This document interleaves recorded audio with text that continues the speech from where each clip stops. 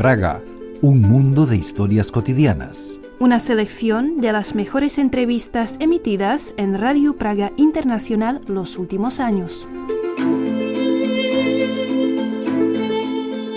Hola amigos, en otro episodio del podcast Praga, un mundo de historias cotidianas, conversamos con Alena Ježková, experta en la historia de la capital checa y autora de libros y mapas ilustrados que revelan una Praga tan auténtica como profunda.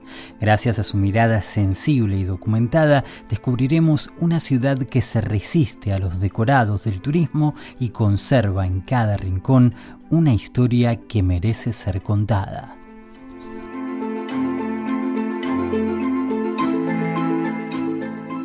Quienes visiten la capital checa cuentan desde hace unas semanas con un mapa llamado Praga, mitos y leyendas, que condensa en un práctico folleto la esencia de la capital checa, o en otras palabras, todo lo que convirtió a esta ciudad en una de las más míticas del mundo. Prague City Tourism convocó a la escritora Alena Ježková para que pensara justamente una idea que no excluyera ni siquiera al público infantil, y a ella se le ocurrió que el mejor modo de transmitir todo lo que sabe era justamente a través de un mapa ilustrado. De alguna forma, este novedoso plano, ya disponible en el antiguo ayuntamiento y otros puntos de venta, tiene la función de esos buses turísticos que ofrecen un amplio recorrido de la ciudad para que luego el turista profundice en aquellos aspectos que más le interesen. Ve výhledu máme Prahu židovskou, ve výhledu máme Prahu. Tenemos a la vista la Praga judía, las principales casas con distintivos. En lo personal me gustaría trabajar la Praga industrial porque en las zonas periféricas hay fábricas que también dieron su colorido a la ciudad. También tenemos la Praga musical, la Praga literaria. Entonces creo que tenemos por delante unos cuantos años de trabajo. Y en cuanto al mapa, fue difícil de hacer no solo por las imágenes, sino también porque el texto que cabe es muy corto y a veces escribir tan breve es mucho más difícil. Lo interesante es que la completa infografía del mapa recorre de un modo muy entretenido las principales leyendas praguenses: el golem, a quien se lo ve cargando baldes de agua, la famosa casa de Fausto, el prisionero Dalibor, la princesa Libuye, la construcción del puente de Carlos y la historia del caballero de hierro, entre muchas otras.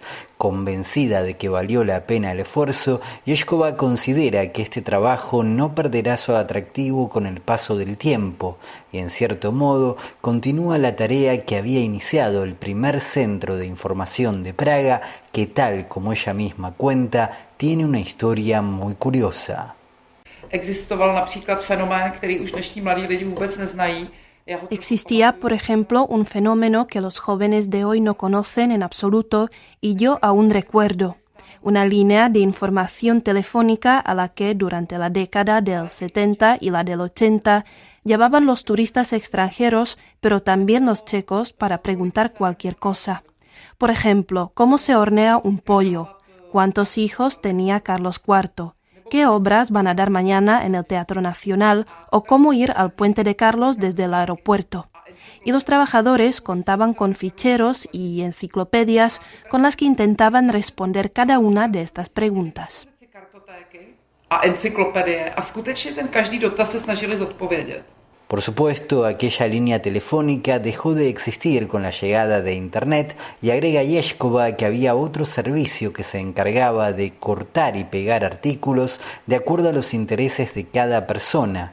Ese curioso predecesor del algoritmo también fue reemplazado por los buscadores de Internet en algún momento del año 2000. Curadora de varias exposiciones de la historia de Praga y de diversos libros sobre leyendas, construcciones emblemáticas de la ciudad y hasta uno dedicado a la enorme figura de Carlos IV, Ježková es una de las personas que más sabe sobre la capital checa, pero además tiene la virtud de interesar tanto a los checos como a los extranjeros.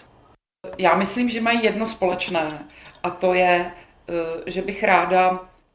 Creo que hay al menos una cosa en común, y es que me gusta transmitir lo que considero que toda persona cautivada por Praga debería saber. porque cuando tienes más contexto y empiezas a entender por qué tal edificio tiene determinada forma, también crece el amor por Praga, porque comienzas a entender mejor. Tampoco es lo mismo tomarse un buen rato para ver un poco más de cerca las estatuas del Puente de Carlos, así que a mí me gusta transmitir todo lo que sé y entiendo que un turista que viene aquí una semana o un mes necesita ver cierta cantidad de cosas. Pero, por ejemplo, los niños que crecen en Praga deberían aprender a mirar desde una edad temprana. Eso los beneficiaría mucho porque Praga, la Praga histórica, es un gran libro de texto, un fenómeno mundial que viene a ver gente de todos lados. A je to světový fenomén, na který se jezdí dívat lidi z celého světa. Es decir, que el gran objetivo que se propuso cumplir esta escritora con sus libros fue tratar de explicar lo mejor posible esa enorme riqueza cultural de Praga, una ciudad que, tal como ella misma recuerda, la interpelaba de muy niña casi a cada paso. Por ejemplo, cuando recorría alguna de sus callejuelas y al cruzarse con la estatua de algún santo, se desesperaba por averiguar de quién se trataba y por qué habían puesto en ese sitio exacto aquel monumento. A hlavně jsem měla to štěstí, že jsem chodila třeba do školky, do mateřské školy jsem chodila do Řásnovky. Tuve sobre todo la suerte de ir a un jardín de infantes que quedaba justo al lado del convento de Santa Inés de Bohemia. Mientras la mayoría de los niños se tiraban por el tobogán, yo me quedaba de pie y miraba los edificios del monasterio y me decía que se trataba de un castillo en donde no faltaría una princesa. Así que todo eso me despertó un poco la imaginación, pero luego empecé a leer mucho sobre Praga, tanto las leyendas como su historia. Y recuerdo que eso fue también un problema porque tenía 6 o 7 años y muchas veces no entendía nada. Por ejemplo, salía a caminar con mis padres y no entendía que el castillo no era una casa, sino todo un complejo, y por eso mismo sé muy bien lo que un turista necesita escuchar. Y creo que eso me ayudó a escribir para niños, adultos y turistas extranjeros. Takže to mi i docela pomáhá potom psát jak pro děti, tak pro dospělí i pro zahraniční turisty. En ese sentido, las investigaciones de Elena Yeshkova suelen despertar la curiosidad de los lectores, quizás porque fueron pensadas para intentar responder un poco a sus propias inquietudes. Por ejemplo, uno de sus primeros libros ofrece una especie de guía temática de la ciudad que ella misma quería leer y da cuenta de un modo muy atractivo de su historia, sus leyendas, sus gobernantes y sus misterios. Aquel libro, que ya se convirtió en un verdadero clásico, se llama Praga, la abuela de las ciudades, título que resignifica un reconocido lema de la ciudad. Praha, matka měst. Mimochodem je opravdu slogan z 19. století. Praga, la madre de las ciudades, es un eslogan que nace en el siglo XIX con el Renacimiento nacional, pero tal vez sea más viejo porque antes se decía que Praga era la más hermosa entre las ciudades, la madre de otras ciudades más pequeñas. Incluso es posible que eso se remonte a la Edad Media, no estoy segura, pero no hay dudas de que se usaba mucho en el siglo XIX y así quedó. Sin embargo, creo que ya en el siglo XX y en el XXI se percibe a Praga como una especie de abuela cuya historia está un poco silenciada y hay que saber descubrirla entre el bullicio del turismo y las atracciones modernas. A vyhledat jí a poslouchat pak a hledat vlastně ty příběhy, které tam jsou. A pesar de que ella misma aclara que proviene de una familia atea, otro de los grandes temas de la obra de Elena Yeshkova es la religión, aunque desde una perspectiva también muy especial.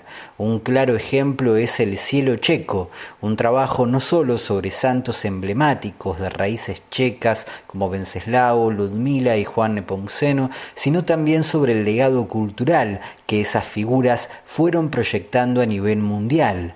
También publicó Corazones silenciosos, una notable investigación en 2 tomos con fotos de Jiří Chalupa sobre los monasterios checos y la complicada vida de sus religiosos, un tema que en su opinión casi no se abordaba y por eso mismo solía despertar una gran cantidad de prejuicios. Je to kultura, protože Evropa má křesťanský kořeny. Es cultura porque Europa tiene raíces cristianas y también Latinoamérica, porque tengo entendido que su influencia ahí es enorme y creo que no hay necesidad de verlo solo como una religión. Toda Europa se asienta sobre raíces cristianas y eso se ve también en el arte, que tiene una gran influencia cristiana. Trabajé 10 años seguidos en este libro porque me fui acercando con mucha cautela a los monasterios y luego a la gente. Y hoy me siento muy feliz de haber contado con estupendos asesores que ya por ese entonces tenían más de 90 años y hoy quizás estén muertos, porque ellos me pusieron en contacto con mucha gente que recordaba los años 50 y podía hablar de eso. Entonces, ese libro tiene cosas que nadie podría decir hoy porque esa gente falleció. Nikdo nedovedl jako říct, protože ti lidi zemřeli.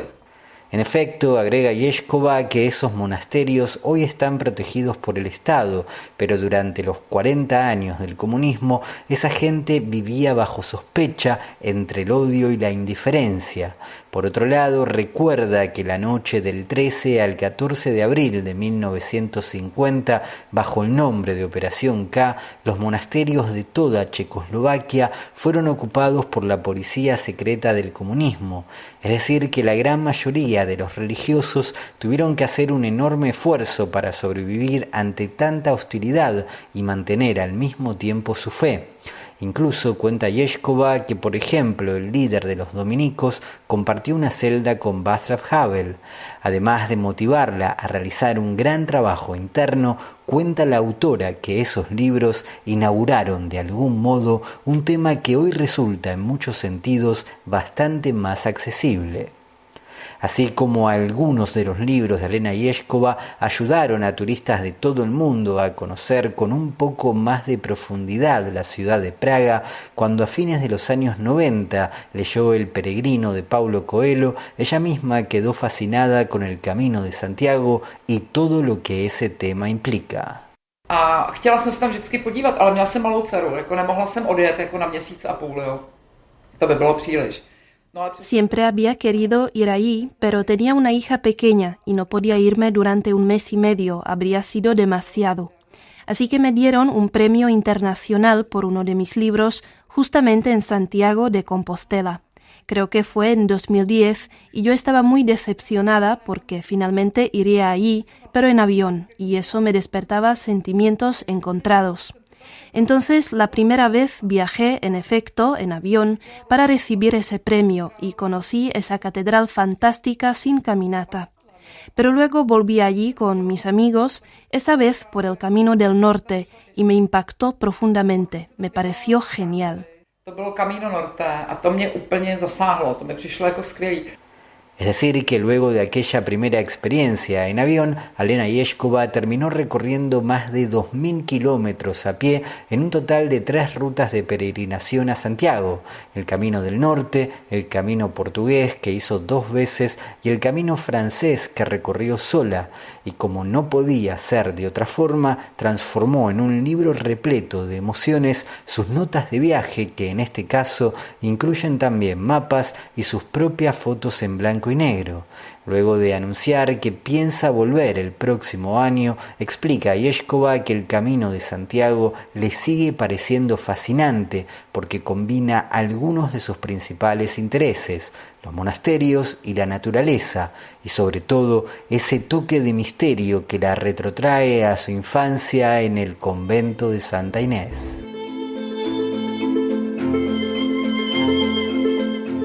Y así llegamos, amigos, al final de este episodio. Esperamos que lo hayan disfrutado y los invitamos a revisar nuestra página espanol.radio.cz y también a seguirnos en nuestras redes sociales Facebook y X. Nos encontramos la semana que viene.